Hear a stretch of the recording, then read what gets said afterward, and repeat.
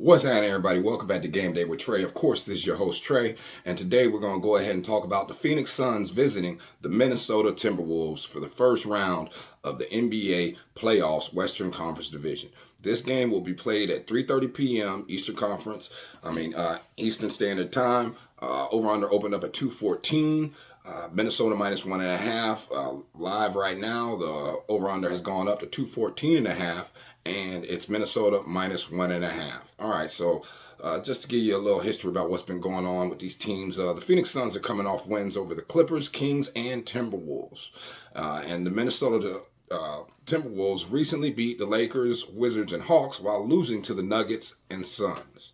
Okay, when you're looking at the injury report for these two teams, Phoenix is coming into this with Eric Gordon probable with migraines. He's been battling a migraine, but it's anticipated that he will be active for Game 1 of the Western Conference versus the Timberwolves. Of course, Damian Lee is still sidelined with that knee injury, and Jalen Clark will be out for Minnesota with that Achilles still.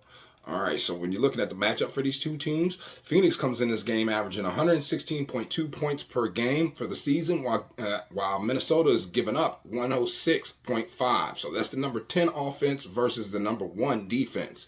And then when you look at it in the inverse, you have Minnesota averaging 113 points per game, while Phoenix gives up 113.2 points per game. So that's the number 18th offense versus the number 13th defense. So there's not too much of an advantage there, but at the same time, you can already see that that Phoenix is going to kind of give up some points. So Minnesota's going to be scoring more than what they usually do, if not at least the bare minimum of the 113 that they usually score. All right, and then when you look at how these two teams score, all right, Minnesota's number 6 against the fast break, whereas Phoenix brings in the 20th ranked fast break. So they don't really get points off of the fast break and points in the paint. Phoenix don't get points there either. They're 28th in the NBA going against the number 2 defense in that same position. Whereas on the opposite end of this, Minnesota's 28th in fast break points, so they're not. It doesn't matter about that. Like it's gonna be it's really not gonna be a fast-paced game. It's just about how they shoot the ball and how they play the game. Out there with Phoenix. Phoenix is a team that's got the great shooters. It's got the big three out there. But at the end of the day, they still haven't played well together consistently. All right, like I don't know. You tell me if I'm wrong, but I just haven't seen consistency out of that team. Plus, Bradley Beal missed so many games this season, man. All right, so when you're looking at effective offense versus effective defense, here's the number 1 effective defense for Minnesota versus the number 6 effective offense. Field goal percentage wise. So it's definitely going to be a good matchup there.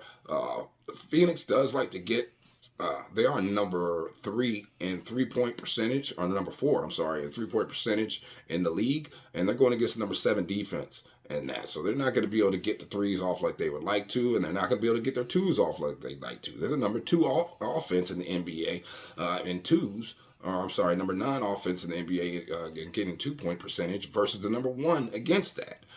The 2-point percentage. So once again, they're going to get Minnesota stonewall there. And then when you look on the other end, when you look for any advantages with Minnesota actually has the advantage in 3-point percentage. They are number 3 in the NBA as far as overall 3-point percentage that they shoot against opposing teams. Whereas Phoenix is number 16. So Minnesota will be able to get those threes. So the 3 game will be there for them.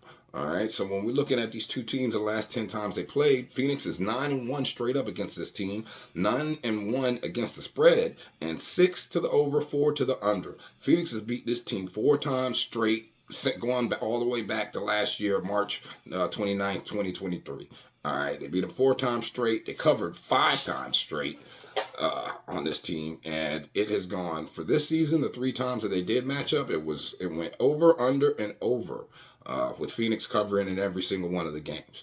All right, whether they were and they were giving up points in every single one of the games except for the last time they played, which was back on April 14th, when Phoenix was actually getting 2.5 points. All the rest of the times, Phoenix has been giving up points to this team and covering the margin. All right, so when you're looking at uh, how these teams have been doing situationally, straight up uh, on the road as an underdog. Okay, Phoenix is coming in this game 8-7 straight up, whereas as a home favorite, Minnesota's 27-10. All right, in this situation. Now, when you're looking against the spread, as an away underdog, Phoenix is 9-6, and as a home favorite, Minnesota's 14-21-2. So they do not cover all right, at home at all. They just don't do it. Okay, whereas especially when they're on favorites. Now they do cover at home when when you're just talking about straight up like against the spread. I guess you could say they cover. They're 40-40-2. All right, so like literally they're like 500 against the spread on the season. And like I said, when you're looking at this situation as a home favorite, they are 14-21-2. I'm repeating that for a reason. And Phoenix is 9-6. All right, so got to pay attention to the numbers, guys. All right, so when you're looking at in this situation over under wise as a home favorite, 16 to the over, 20 to the under with one push, whereas as an away underdog, Phoenix is 5 to the over and 10 to the under. So in these situations, these games do tend to go under. All right, when you're talking about these two teams and how they play, when the books look at them the way the books look at them.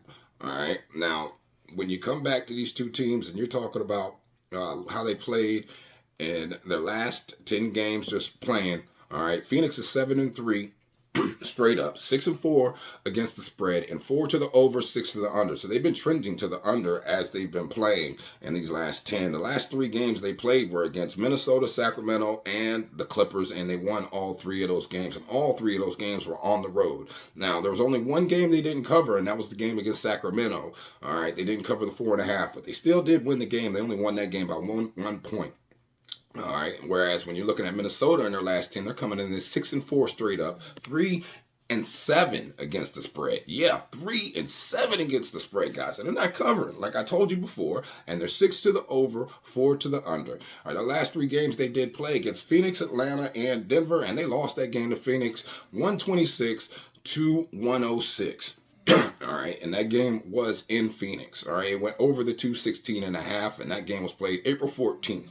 All right, so when you're looking at the stat splits for the last 3 games, Phoenix is averaging 119 points per game while giving up 107, and Minnesota, they're only scoring 107.3, and they're giving up 115.7.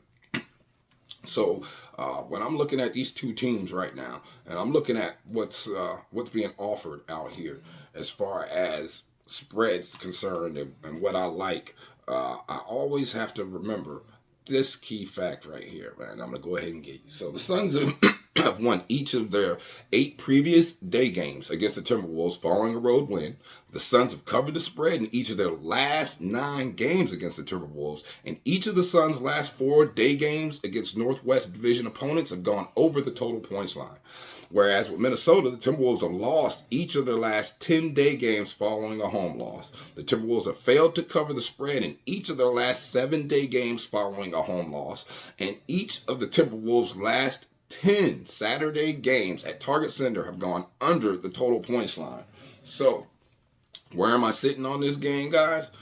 I'm gonna be honest with you. If I'm messing with the points, I'm taking Phoenix with the points. But I'm gonna go money line, so I can do better. I can get a plus 105 right now on the money line, so I'm definitely rocking with Phoenix on this one.